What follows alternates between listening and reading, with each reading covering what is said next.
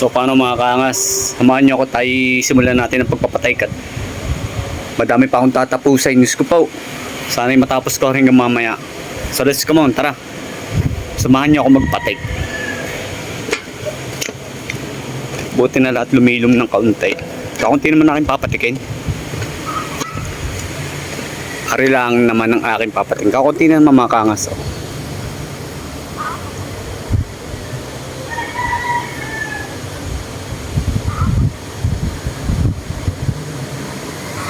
So siguro man mga kaangas hanggang mamaya bago maghapon ay tapos ko rin. So dyan na muna kayo, ako'y magsisimula na. Kating-kating na ang kamay ko pagpapatik eh. So let's come on.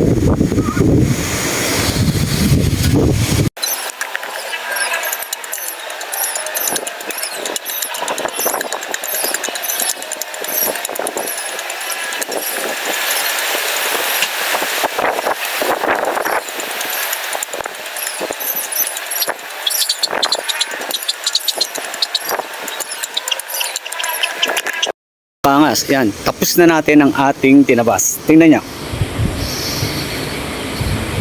Oh. Oh. Nakita nyo, malinis na. Saktong-sakto na. Pwede na ulit tanong naman. Oh.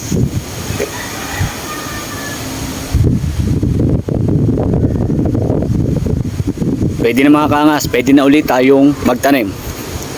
Yung ating tinabas na mga damo ay atin munang patutuyuin mga 2 hanggang 3 araw, tapos tsaka natin sila sisilban. Sa ngayon ay kinakailangan ko na muna magpahinga, makapagkape muna ng kaunti. Medyo masakit na aking kamay, medyo kalyo na. Yan ang ating natabas, natapos din. Oh.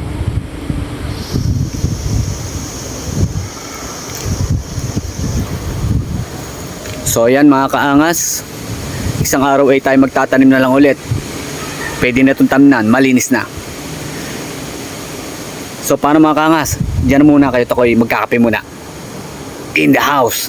Alright, let's go.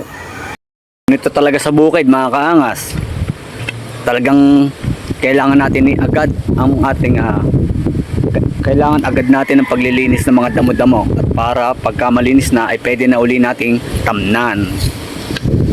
So paano, dyan na kayo mga kaangas, at sa susunod na uli, sa susunod ay tayo magtatanim na uli, okay? In the bukid only. In the bukid lang yan mga kaangas. So paano, paalam na sa inyo, bye bye.